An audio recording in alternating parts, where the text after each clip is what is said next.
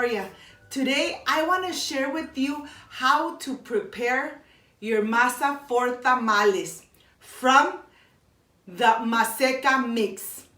I want to show you step by step because the holidays are here and I want you to enjoy these delicious and soft tamales at home. But first things first, my apron is on, my hands are clean, and I am ready to show you my ingredients.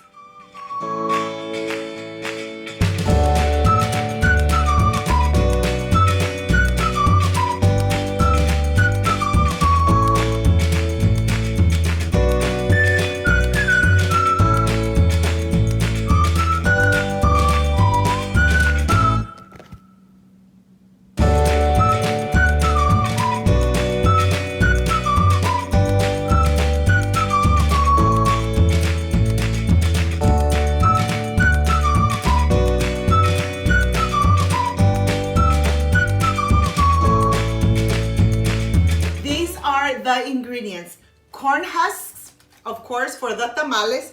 We need baking powder, table salt, lard, could be crisco if you don't want just regular lard. I have the maseca mixture, chicken broth. You could use chicken broth or you could use beef broth. At this moment, I am using chicken broth.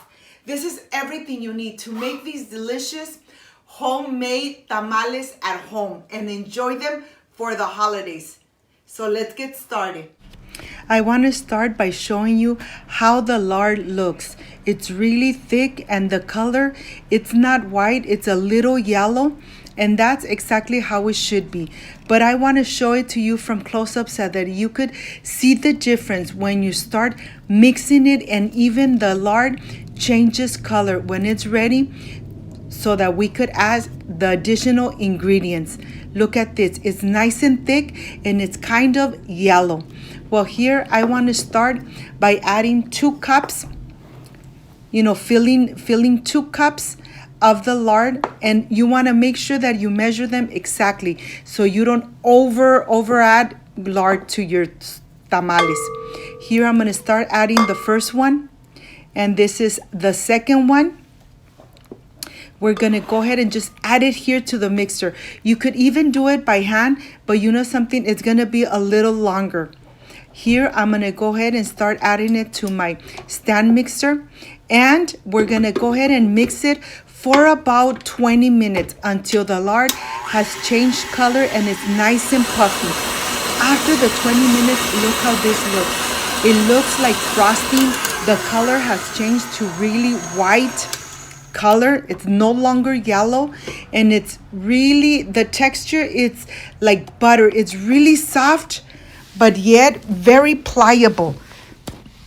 This is how it needs to look so that you know when your lard is ready so that you could add the rest of the ingredients. Look at this.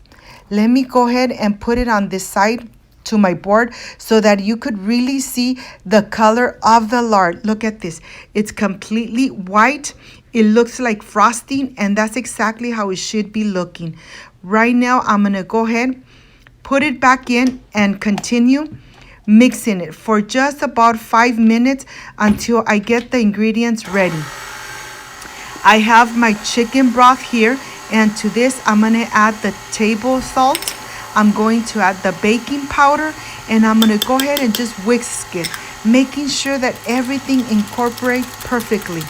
After everything is nice and incorporated, it's going to look just like this. Now is the time when we're going to be adding it, but slowly. You don't want to just add everything at one time.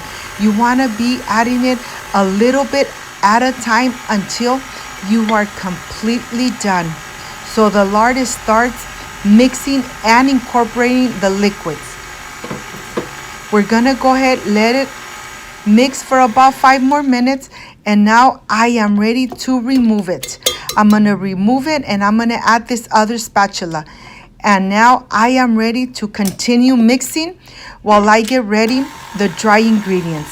You wanna have it mixing in medium speed. Here I have my maseca, and I'm gonna start measuring the cups. I'm gonna add the total of 4, but we're gonna add 2 at a time.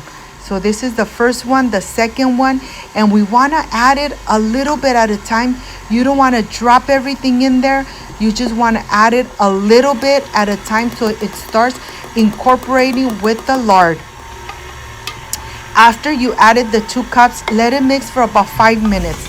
And then let's add the other 2 cups in addition. The same thing we're gonna do. We're gonna be adding it slowly so that it starts incorporating this dry ingredient, okay? So let's start adding it. After you add it, just let it whisk for about 15 more minutes or 20 minutes. I'll see you back in 20 minutes. After the 20 minutes are over, then your masa is ready. I'm gonna go ahead and get everything out of the spatula, and I wanna show you how this looks. The texture of the masa is really, really soft, really buttery. You could even see how you could even just move it very easily. This is when you know that the masa is completely done. But you know something, there is a test that you need to make before you start preparing your tamales. My mom used to do this and still does.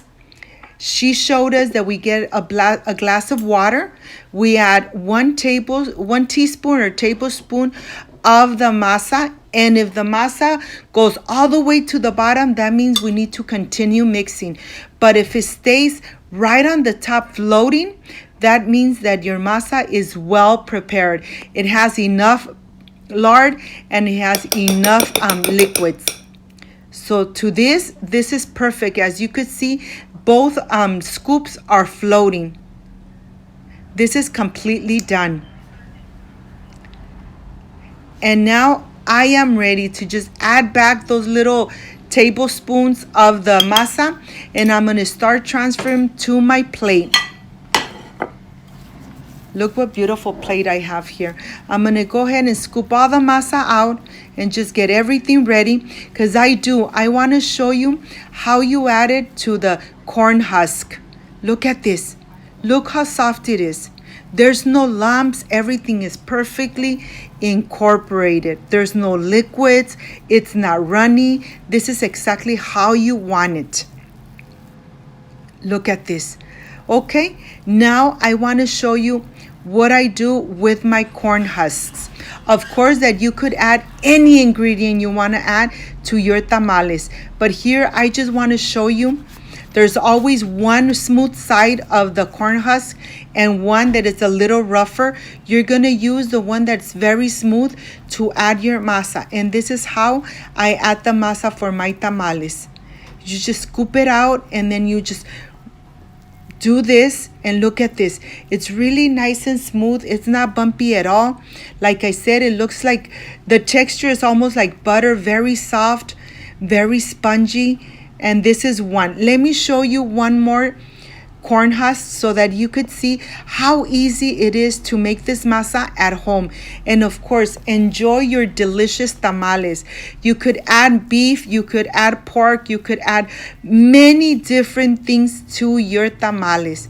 This is the part I like to show you so that you are nice and prepared for all these holidays coming. You know how to prepare this masa at home step by step.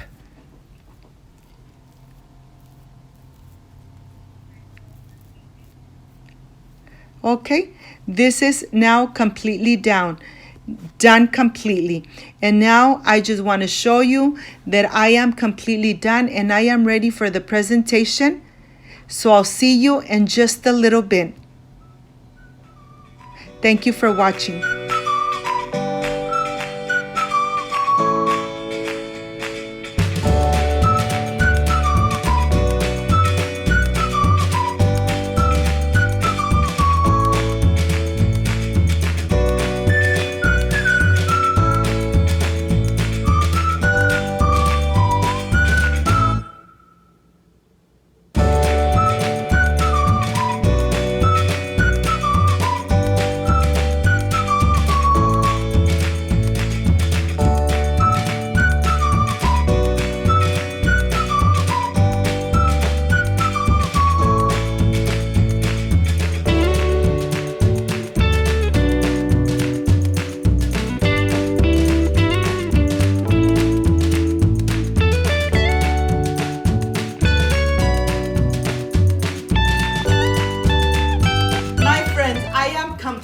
done with this delicious masa for tamales. I showed you step by step. It takes about 40 minutes to get this nice and ready and perfect for your homemade tamales. Of course, you can make it out of this maseca and they come out so soft and moist that you guys are going to love it. The holidays are here and let's enjoy these delicious tamales. If you liked and loved my recipe, I invite you to subscribe, leave me a thumbs up, share my video on social media with your friends, with your relatives, so Cooking with Gloria keeps growing. Don't forget to push that notification bell. And if you did, leave it activated so every time we make a delicious recipe, yes, you are going to be notified. Before I say I see you soon, I wish you nothing but the best. Peace and love. And I will stay thinking, what am I going to add to this masa to make this delicious tamal?